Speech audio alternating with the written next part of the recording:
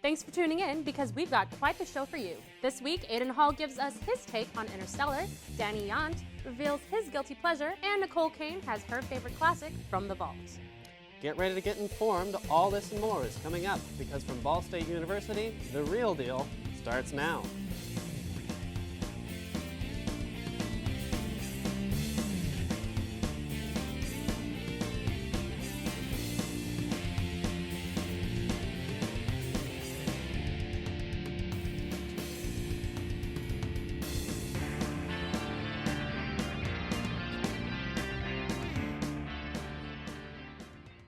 Hello and welcome to The Real Deal, Ball State's one and only entertainment news show. I'm Connor Fack. And I'm Ramel Tadai. Let's get right down to it. This week, Kelly Figley is bringing in us the latest Hollywood headlines, from new announcements to record-breaking album sales. What's new, Kelly? To start things off, it seems Taylor Swift is having another amazing week. Her new album, 1989, has become the first album of the year to go platinum. It's sold over 1.2 million copies, making it the first successful record debut since 2002. And it doesn't look like the hype is slowing down anytime soon. Reports from the music industry claim that 1989 could easily sell 400,000 copies in its second week on sale. Swift also recently announced that she would not be putting any of her songs on streaming sites such as Spotify, which is no doubt helping the sales of the actual CD itself. That move can be risky for some artists, but Swift seems to be doing just fine. Last Thursday, Disney Pixar announced that Toy Story 4 is now officially happening. Not only that, but it is also going to be directed by John Lasseter, the guy who directed Toy Story, Toy Story 2, and Cars. The film will be written by Will McCormick and Rashida Jones from Parks and Recreation. While some fans are rejoicing about the return of the toys, some are skeptical. Many feel that Toy Story 3 really wrapped up everything nicely and worked as a good finale to the beloved series. Right now, the plot of Toy Story 4 is unknown. Should we see Buzz and Woody again, or will it be a brand new crop of toys and new adventures? We'll have to keep anxiously following this story to find out. And to continue the exciting film news, it was announced last week via Twitter that not only has Star Wars Episode 7 officially finished shooting, but has also been titled Star Wars: The Force Awakens. Directed by J.J. Abrams, the seventh movie in the Star Wars saga has been steadily surrounded by excitement and curiosity, so naturally there are mixed reviews on the title. Some really seem to like it, while others are wondering, has the Force been sleeping this whole time? Why such a vague title? Regardless of opinion, every Star Wars fan is sure to be excited by this news, because it means the next installment that we've all been waiting for is coming closer and closer. Star Wars: The Force Awakens is set to be released December 18th, 2015. That's it for Hollywood Headlines. I'm Kelly Figley. Thanks, Kelly. Obviously, entertainment news always changes from week to week, but there's another cultural trend that seems to change just as often. What's that? You know, the shows that people binge watch. Ah, that's true. And here to prove it with her newest indulgence is Olivia McClellan. What are you binge watching, Olivia? I've always been a fan of Keeping Up with the Kardashians. I've talked about the show before on here, and here I go again with the segment, What Am I Binge Watching? I have been binge watching Keeping Up with the Kardashians spin-off show, Kourtney and Khloe Take the Hamptons. It's only the second episode of the show, but I've already fell in love. I think I like it so much because Khloe and Kourtney have always been my favorites on the original series. Kourtney's boyfriend Scott is also someone who I'm a big fan of, and he went to the Hamptons as well for the show. I have never really been a fan of Kim that much, so since this show focuses on the characters I really like, it makes it that much better to watch. On the season premiere of the show last Sunday night, Kourtney, her boyfriend Scott, their children, and Khloe all arrived to the Hamptons. Scott lost both of his parents last year, and they lived in the Hamptons. They all thought it would be nice to visit the area and spend the summer there. In the episode, Scott starts having anxiety troubles being in the same place where his parents spent their final days. He starts having trouble sleeping and is having a pretty rough time. Meanwhile, Khloe decides to take a trip with her new boyfriend, French Montana, to Africa for an awards show for a few days. Scott has the idea of going to the city to help de-stress and get away, but Kourtney isn't having it. She is mad that everyone is leaving her alone in the Hamptons, and she gets pretty upset with Scott for leaving. The episode ends with a lot of drama. Scott comes back from the city and Kourtney won't let him back in the house. The first episode was pretty drama-filled and really had me wanting to watch more. I'm excited to watch this show every Sunday night to see the Kardashians' adventures in the Hamptons. Some people can't stand the Kardashians, but I feel like there is always a lesson to get out of each episode, and I love how close their family is.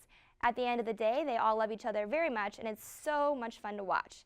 If you want something entertaining to watch, tune in to E! On Sunday nights at 9. Do you binge watch anything, Connor? Oh yeah, sometimes I get so caught up watching Gilmore Girls that I forget to take breaks. Well, fortunately for our viewers, we're here to remind them of our first break.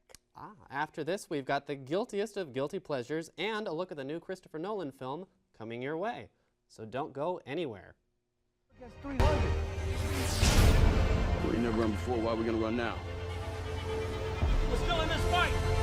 Still in this fight! Now!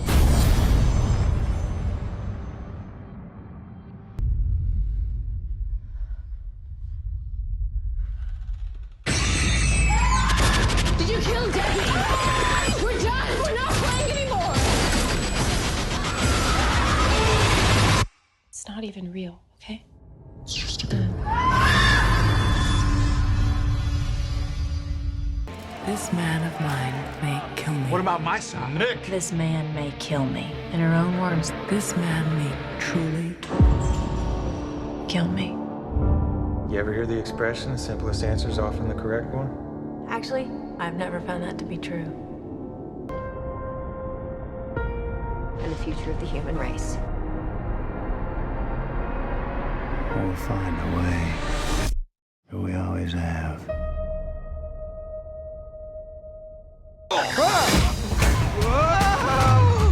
What's wrong with you? Low battery. You home, sweetie? We jumped out a window. What was that? We jumped out a window.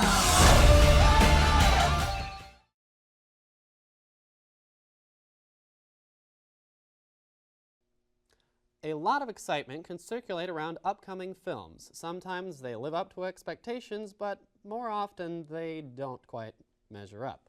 Well, here to tell us about the latest, but maybe not the greatest Christopher Nolan film is Aidan Hall. Aidan? Hello, America. Are you sitting down? Because I'm going to do something quite unconventional. I'm going to review a film. I'm going to cast aside my top 5 for this evening and instead talk about a less than stellar film. But before I do, I want you to look to the stars tonight, to think of our accomplishments not only as a country, but as all of mankind and how far we are reaching into the grand cosmos, to remember the legends that walked on the moon, or where you were when the first photos came from Mars. We are human beings, and we are truly amazing creatures with indomitable wills. Or so I thought before watching Interstellar. My will was crushed by this movie, dear viewers. In the beginning, everything was fine. We saw Matthew McConaughey's character Cooper chase down a drone with his family to use on the farm, and I was invested. I was curious to see where this futuristic world would turn. And with the drone in the bed of the truck, he went to a parent-teacher conference. And as he sat there sipping on stale coffee, he was told his daughter was getting into fights because she believed the moon landing was real and wasn't propaganda. That was the moment I knew this film would not be entertaining. After this awkward and confusing scene, we're treated to Cooper and 3 other scientists being the last hope for humanity as they race through a wormhole left by them to save humanity and find a new planet to call home. For the most part, I thought I knew what I was getting. Your standard, there is a higher power looking out for you, and you can always believe that there's bigger than you. But when we hear Anne Hathaway's character give her reason for going to one of the planets, that is when it all goes downhill. She wanted to go to the planet that her love visited, and she hopes to see him there, because love, like gravity, transcends space and time. I don't remember love in Newton's equations, or Einstein's, or really any other famous scientist constantly quoted throughout the film to give us the science behind this movie. Instead, they throw out all the scientific reasoning they make the viewer invested in for such a terrible message. Love can transcend space and time. I would give that to, say, The Time Traveler's Wife, or even Back to the Future. But when you give me Interstellar, aka Astrophysics 101, and then tell me love is the most powerful thing in the universe, well, I doth decree shenanigans. The only saving grace of this film is its cinematography. The acting is wooden, jokes stale, story laughable at best, but by God, it all looks like it could be real. All the alien planets are believable, and it's certainly a feast for the eyes if they ever gave you a chance to really admire it. Rare is it that I can't recommend a film, but there is nothing worth seeing in this less than stellar spaceship crash of terrible messages, terrible acting, and just terrible movie elements. So look to the stars, dear viewer. Pierce through the paper sky and admire the true beauty of our world. Because it is that admiration that drives us to be better than anyone in Interstellar. I'm Aidan Hall. Back to you guys. Thank you, Aidan. I think you may be in the minority regarding your view of Interstellar, but there are always people who don't agree with popular opinion.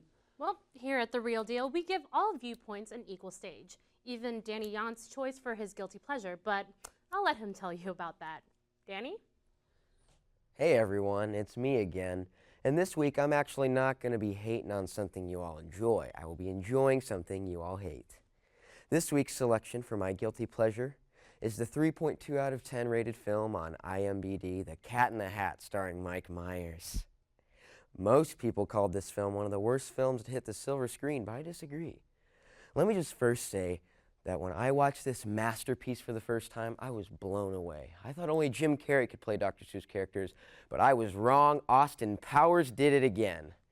Now I know what you all are probably saying. This film was nothing more than Mike Myers in a cat suit doing crappy stand-up in front of a couple of 8-year-olds who couldn't even follow along with his humor.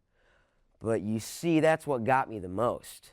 This Mike Myers character is throwing jokes left and right that are just so terrible that I can't help but laugh. Like when the cat ruins Miss Walden's dress, and little Sally Walden says, "Stop! That's Mom's dress. She was going to wear it and you ruined it." And Mike Myers follows with a sassy, "Honey, it was ruined when she bought it." Or how about when he's holding up a garden hoe up to his face and he screams, "Dirty hoe!" And then he proceeds with, "I'm sorry, baby. I love you." Sticks his tongue out. This is every 9-year-old who knows what he's talking about's dream. At least it was for me. This still gets me every time. It's the way that Mike Myers is coming across as this crude, mature individual in front of these innocent children that always gives me the laugh I need on a Friday night when I'm on the couch alone with my pet cat, Princess Pawpaw. Whether it's the musical numbers or the dying stand-up comedy, I honestly think that this movie reaches out to anyone who has been in or wants to see several awkward jokes be presented in front of a young audience. It's just the crude humor that this country needs for 9-year-olds everywhere. You feline me? Well, as Dr. Seuss would say, that's all I've got today, so farewell.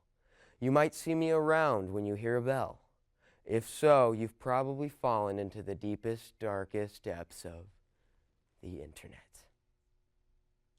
Thanks, Danny. And with that, it's time for our next break. That's right. We've got to skedaddle, but don't dilly-daddle or touch that dial, because we'll be back in a while.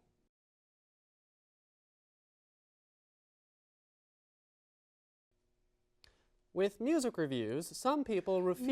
No more rhyming. Oh. Here with a review of Interpol's latest album is Chauncey Baker. Chauncey?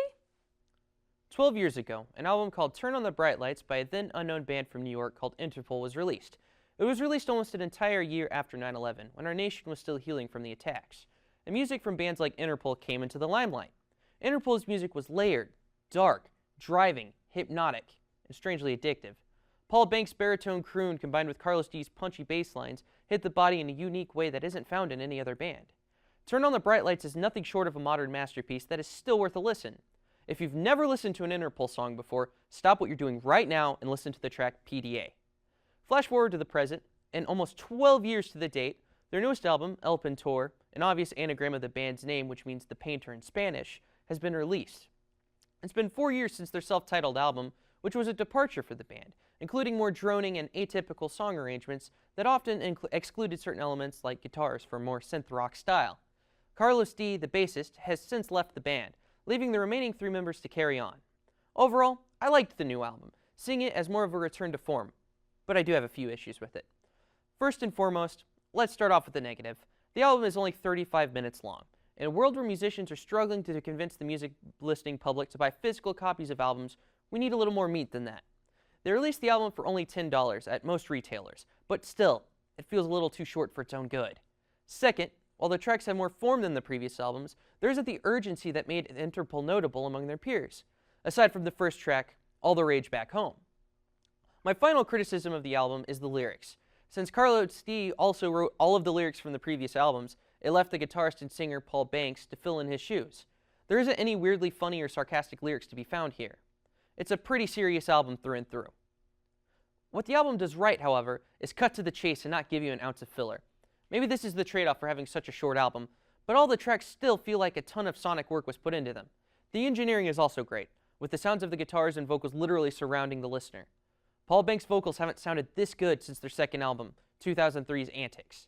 The album is also a good substitute from Ed Sheeran and Taylor Swift, bringing more moody music to the forefront. While the lyrics are nothing to write home about this go-around, the mere sound of Banks' voice is enough to carry these songs. It may not be for everyone, but for patient listeners, El Pintor is worth a listen.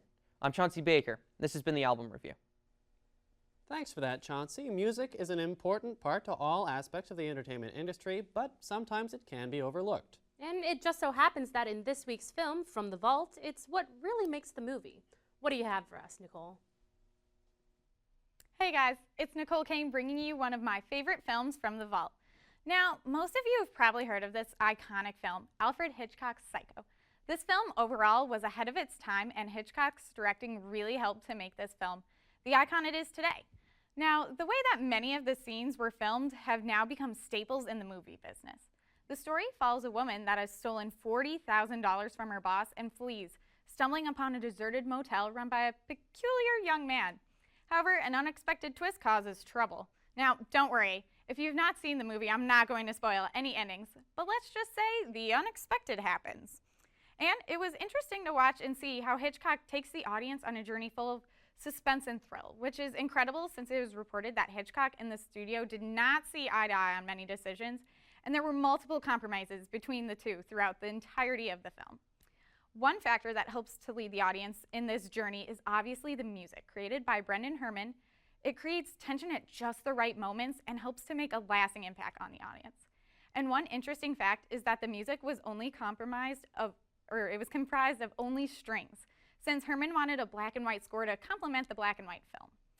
It also had another amazing factor that has been put into films, and is the relationship with the characters with one another. The different dynamics really help propel the storyline, and it keeps the audience attention throughout the entire film. Anthony Perkins performs as Norman Bates. He was astounding, flawlessly acted this complex, creepy character. And then also Jeanette Lee was a perfect choice for this film's leading lady. The film was truly ahead of its time and set the bar for future filmmaking. So do not pass up the opportunity to watch this amazing classic. You won't regret it. I wonder which upcoming movies will become classics one day. Maybe it will be one opening this weekend. Here is a look at what's coming up. And this thing, it's not good for her. You throw her off her game. All right, metaphor. I'll teach you to fly before. When did you ever tell me that you didn't want this? When I was on that balcony? I need you. Let's call her. It's ringing! Whoever this is, we're in the middle of something very important here. This is your dad. What? I gotta take this. It's my dad. She's got me on hold.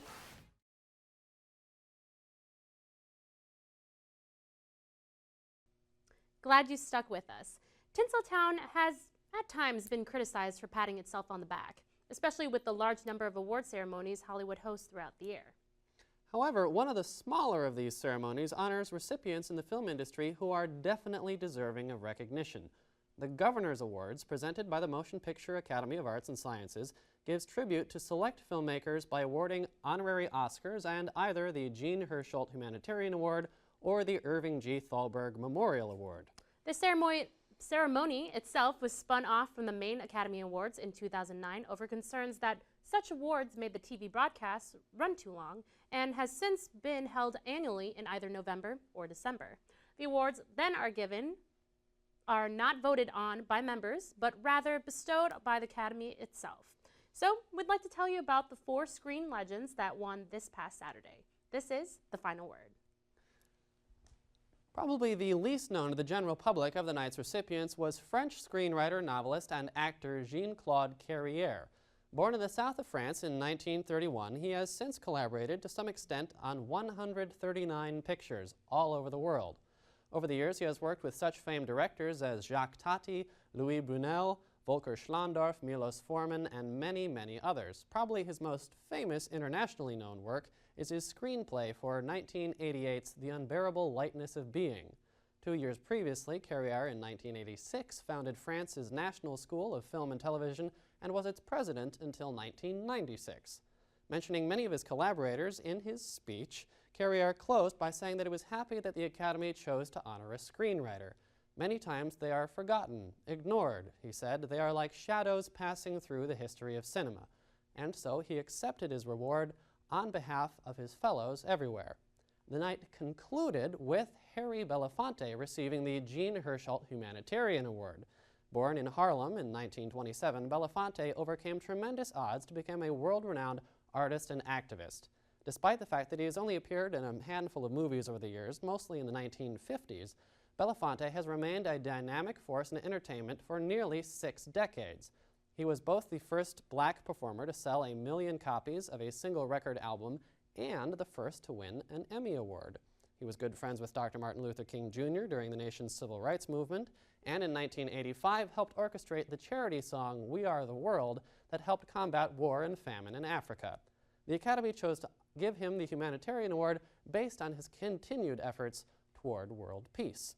His speech was moving, citing the inherent power of film as a medium and encouraging the Academy members with clout in the room to create pictures that allowed audiences, quote, to see the better side of who we are as a species, end quote. He masterfully alluded to times when the opposite had occurred, such as 1915's The Birth of a Nation, inciting race riots across America, and warned against such harmful uses of film's power today.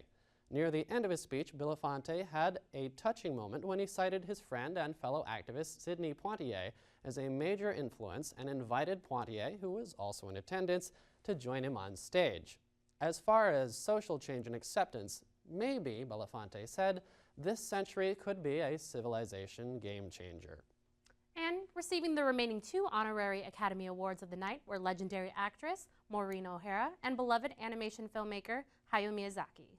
Born as Maureen Fitzsimmons in a suburb of Dublin, Ireland in 1920, actress and singer Maureen O'Hara has been noted for playing passionate heroines with fierce attitude in more than 50 films, often working with director John Ford from his successful films such as How Green Was My Valley and The Quiet Man, and longtime friend John Wayne in Rio Grande, The Wings of Eagles, and McClintock.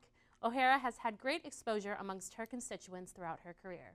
Although she retired from acting altogether in 1973, O'Hara couldn't shy away from the limelight, returning in only 1 full-length film with John Candy for Only the Lonely in 1991. O'Hara returned to the small screen, appearing in numerous made-for-TV movies, including The Christmas Box, Cab for Canada, and The Last Dance. And finally, the most notable and well-known recipient of the night was none other than legendary Japanese director, screenwriter, animator, and manga artist, Mr. Hayao Miyazaki. Born in Bunkyo, Tokyo, Miyazaki started his animation career in 1963 when he joined Toei Animation. After working various roles alongside numerous studios throughout the industry and having much success with his film, Nausicaa of the Valley of the Wind, based on his manga series of the same name, it wasn't until June of 1985 that he and fellow animator Isao Takahata and Yasuyoshi Takuma co-founded their animation production company, Studio Ghibli, which in total have produced over 20 unique feature-length films, and 8 of them among the 15 highest-grossing anime films. With recurring themes of human interaction with nature and technology, feminism, and pacifism, Miyazaki's films are led by strong, independent female characters which have won the hearts of audiences of all ages and genders around the world. Clips of all the night's speeches are available on the Academy of Motion Picture Arts and Science website, oscars.org. And that wraps up the show for this week. For more coverage on all things entertainment, visit our website at realdealbsu.com. And be sure to follow us on Facebook and Twitter as well. I'm Connor Fack. And I'm Ramel Tadai. We'll see you next time.